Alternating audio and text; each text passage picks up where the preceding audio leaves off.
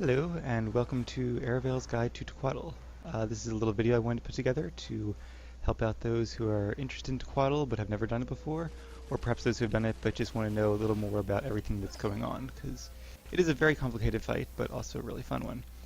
I'm not the world's greatest expert at Tequatl, but I've done it probably at least 100 times, probably a lot more than that. So I know the basics pretty well.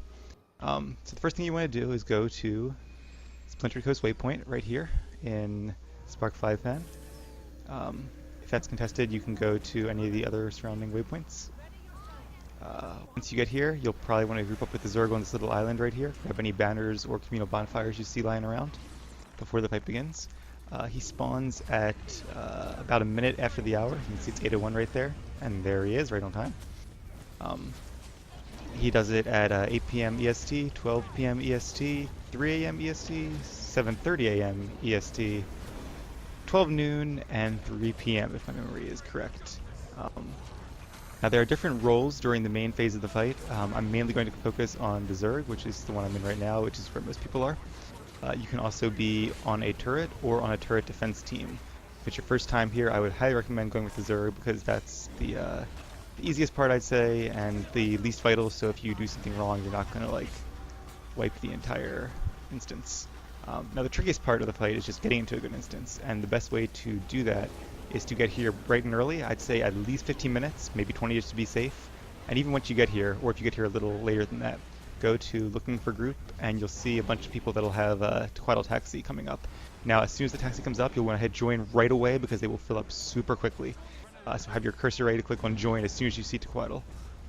They're obviously not right now because it's already started, and by that point all the good instances are already hard capped. Okay, so once you get here, group on the Zerg, get your buffs, pop your food. Sometimes people provide food, sometimes not, so you might want to bring your own. Anything with like power and vitality is good. I have boon duration food because I have like a might stacking build. But and then for sharpening stones, if you want to use one of those, you can just use whatever you want. Also, you have are there potions of undead slaying? I don't know if there are or not, but if there are, those would be good for this fight. Gear-wise, if you want to make a gear set just for Tequatl, Soldier's Gear is the best because you can't crit on him. He is a object technically, just like a door or something, so you can't crit on him. All rogue bosses are sort of like that, so that's why it's best to have Soldier's Gear because you get the power out of it, and you also get vitality and toughness, which is really good because this is a damage-heavy fight at times. Berserker's Gear or the like can be good for the transition phases because those have regular mobs and stuff, also if you're on the turret defense teams.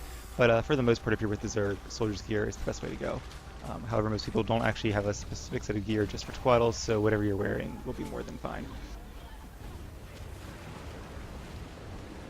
Alright, so once you're actually in the Zerg doing the fight, there are a couple mechanics to watch out for. One of them you've probably noticed by now is the waves. He does that every once in a while. The idea is to jump over the waves without getting hit by them, because if you get hit, you'll take a lot of damage and get knocked down, which is really annoying. The graphics of the wave are a little off time, though, so you want to jump into the wave. Don't start jumping when the wave gets to you, because by then it'll be too late and you'll get knocked down and you'll curse your computer screen. The other big main mechanic, you can see these giant red circles here, which are now thankfully easier to see.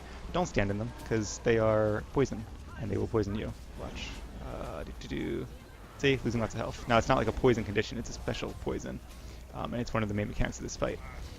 The poison is shot by these fingers, so it's good to clear the fingers. Actually, don't see any right now, but I'm sure they'll be respawning in a few. See, I got knocked down by the wave, as you can see. Stability is also good, so if you have like a Guardian or somebody that can do stability or AoE stability, there's the fingers. That's also really helpful for the group, for those people who are too lazy or too poorly timed, or just don't have the computers that are fast enough to see the waves to jump. So, okay, that's the jumping, that's the poison. The turret's job is I got hit again. Is a fewfold. Their main job is to take the stacks off of Tequatl. You can see he has, actually our turrets are doing really good right now. He has stacks of hardened scales, which at 20 stacks will make him invulnerable to damage. A big bone wall comes up and you have to DPS it down, which takes time and wastes time.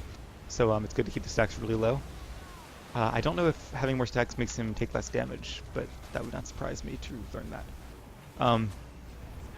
But yeah, so you don't want to get a bone wall. It's still doable if you get a bone wall, so don't panic and leave the instance, but it does take a lot of time and make it a lot harder. If you have a good instance though with good turret operators, you won't have the bone wall. The second job of the turret operators is to shoot cleanses on the group, which get rid of the poison. So that's why you see the poison going away. But unless you're a turret operator, you don't really need to pay attention to that. If you're in the Zerg, just wait until the poison goes away and then run back into it. I know I'm doing really badly right now. I am horrible at multitasking. Also, if I die, I get to show you where the waypoint is, so I'm probably going to die intentionally at some point, or unintentionally. But I'll claim it's intentional, so I look like I'm a pro. Okay, so I think those are the only main mechanics during this phase that I can think of. At some point there'll be abominations running around and other random ads you can kind of see there, but they're not much of a threat. Stay focused on the boss. You also want to stay in melee range as much as possible, not like I'm doing, because you do a lot more damage in melee. You don't want to be standing like really far away from the Zerg. That being said, if you're squishy, like I am because I'm an Ellie, you don't want to be standing in the poison for super long, so kind of... oh, we're on the next phase already. Well, that's convenient.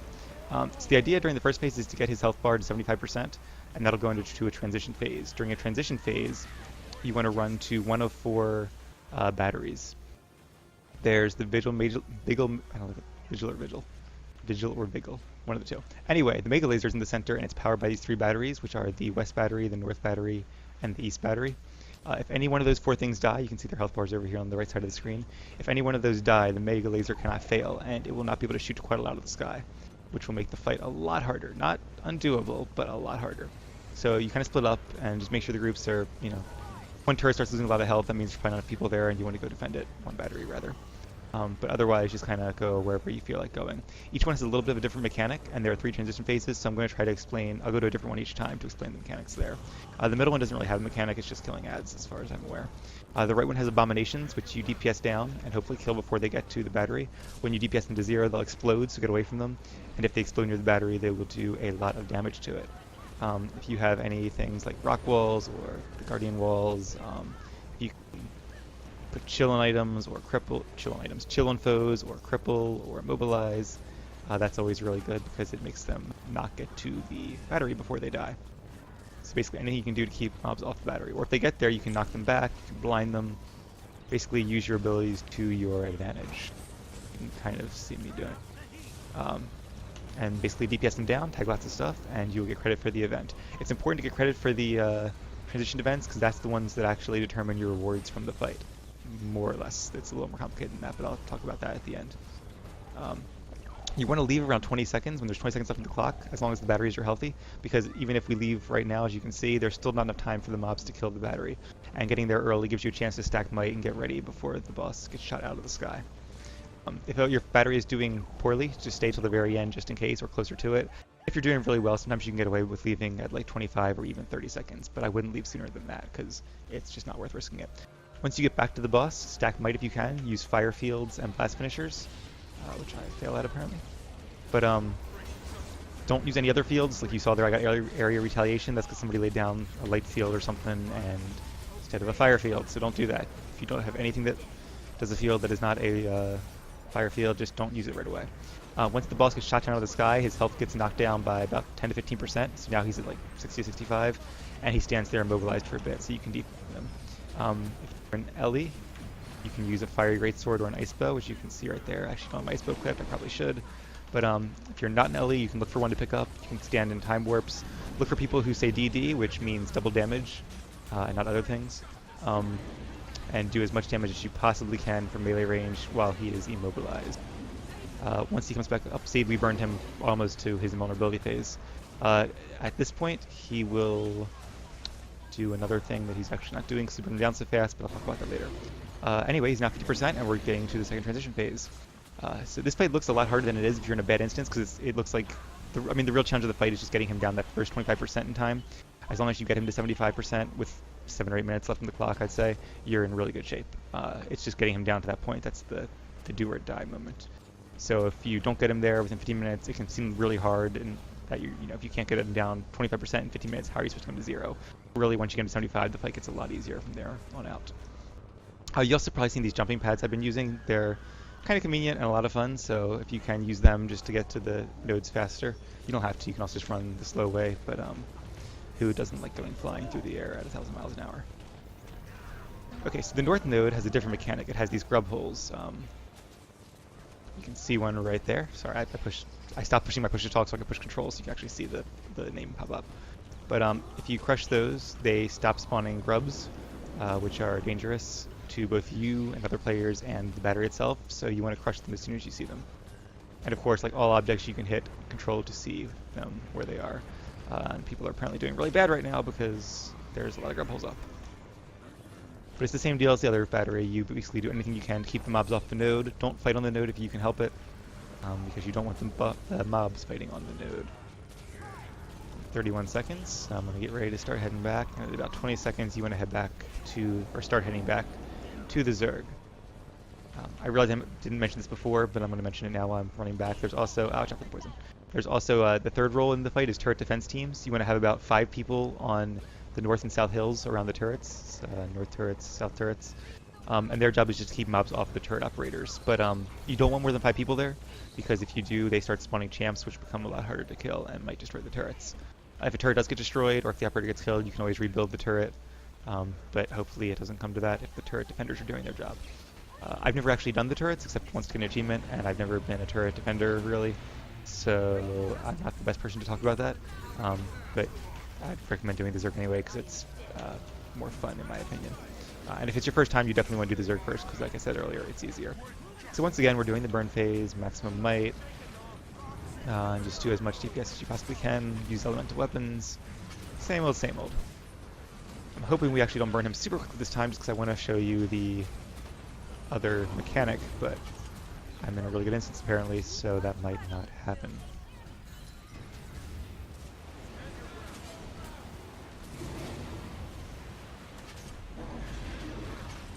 I'm looking for little whirlpools, but I don't actually see any.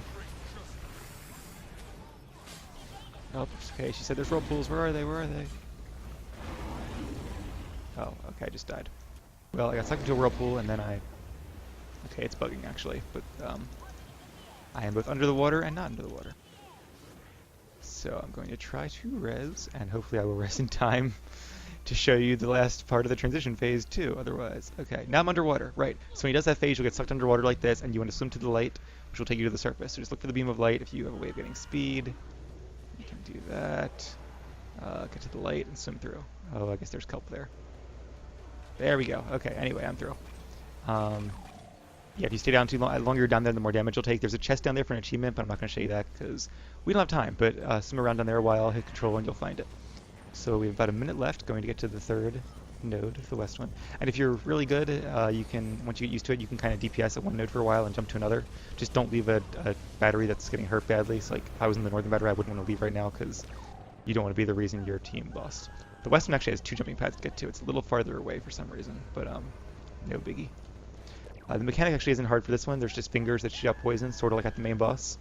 So kill the fingers, and that's basically all you have to do over here at this guy. Yes, as I was saying though, if you want to hop to multiple fingers, you can get multiple events at the same time. Especially if you're in like DPS gear, you can tag and get like 2 gold and a silver, or even 3 gold, theoretically. I don't know if I've actually done that, but my Ellie, who I know a little better, I can usually get a couple to 3 events. But my Guardian, who's more defensively geared, it's a lot harder to do that, and I usually get like at most a gold and a bronze. But every little bit helps with the karma and XP, so if that's why you're here, then you can do that. If you're just here for the rewards, which are really the best part of being here, then you just can do one and then get back at the end. So the northern battery right now is not doing as well, so you can see people saying north stay, because they want to stay to the end, just to be sure it doesn't get destroyed. If it does get destroyed, a bunch of fish heads will pop up, and they explode on you, so don't stand in them. See, like there, I got a silver for the mid and a gold for being at the west one. But yeah, if the fish heads are there, don't stand near them, get back to the boss, try to resume the fight as normal. It's hard to do once you fail a Mega Laser phase, especially because there's a giant wave that comes up that one-shots all of you, but it is doable. Also, apologies if I'm talking too fast, because I'm trying to get all this into the video. So once again, we're now at the last TPS phase. This is the easiest one, for whatever reason. I guess it's only like 15%. So yeah, basically you rinse and repeat, and you kill Tequatl. I don't think I missed anything. I might have, but yeah, hopefully not. If I do, I'll leave it in the comment section. If anyone else has any tips or suggestions, feel free to go for it. Otherwise, time to finish off the nasty dragon. See, there we go. I guess one last thing I will explain is the rewards you get from this. You get a bunch of events, which is why it's great to have a karma banner. And if you have a bonfire there, it's best to choose the karma bonfire because you'll get the most bang for your buck. XP is okay too if you really want skill points for whatever reason. Magic Find is not really as useful because the mobs don't drop loot, or most of them don't at any rate. And Magic Find does not affect chest drops, so it's not really useful to have Magic Find. The only reason to have it is in case you want it for whatever you're doing after Tequatl. So you get a big chest here in the center, which you can loot for. Loot. Oh, I got a. There you go. That's actually not bad. It's one of the best masks or breather masks in the game, which is not saying much because it's only a rare, but still, probably sells for a couple gold. You can get up to 4 bonus chests here. Each one will have a dragon chest inside of them. One will be blue, one will be green, one will be yellow, one will be orange. So common, masterwork, rare, and exotic, or whatever the actual terms for those things are. But you more or less get one for each Mega Laser event you do. It's kind of foggy on how it actually works because sometimes I missed one, but you can do multiple events on the later ones, and I think it still counts. Yeah, so something with that. You do have to attack the boss, though, if you want to get the main chest here. So make sure you don't just stand there and attack the turrets, because one, you're not being helpful, and two, you would not get the chest. The chests are... It's a mix of account bound and character bound, and not bound at all. There's a daily limit. The daily resets at the same time as all dailies do at 8 p.m. EST, which is, I believe, midnight UDT. You can only get one exotic chest a day. An exotic chest is guaranteed with 3 rares in it. I'm not going to open these because, as you can see, I'm saving them because I want to have a fun day where I just go through and open them all up and get filthy rich. But the exotic chest is once per account per day, no matter how many characters you do it on or no matter how many times you do it. Other 3 you can get, you get it every time you do it, essentially. You get up to these 3 chests as long as you do enough transition events. And then the big chest here is character bound or character limited. So you can have it once per day per character. So, for example, I just did it on my Ellie. It's the first time I did it because it's after the daily reset. I got everything. If I come back in 3 hours and do it on my Ellie, I can get this big chest here. No, sorry, I lied. I cannot get the big chest here because I already got it on this character, but I will get the 3 little chests. If I did it on, say, my Guardian, then I would get both this chest here and the 3 little chests. I would still not, however, get the exotic chest because that is a once per day thing. So hopefully that makes sense. It's a little complicated, but long story short, if you have multiple characters, it's better to do it on multiple characters if you're doing it twice on the same day. But even if you don't, you can still get some rewards out of doing it multiple times. And hey, it's a fun fight. Gives good loot. You get a guaranteed gold out of the thing every time. And if you're really lucky, you'll get cool Ascended chests or even Tequatl's Horde, which is a unique skin, or unique weapon skin. So there's pretty cool loot. And yeah, definitely worth doing if you only have a couple minutes a day to play and are on during those times. It's probably the most bang for your buck time-wise. I like doing it a lot, obviously, and if anyone in the guild wants to do it with me at any time, when you see me standing here waiting for Tequatl to spawn, give me a shout and I'll be happy to group with you. Thanks for watching, and again, if you have any comments, suggestions of your own, or questions, leave them in the comments below. See ya.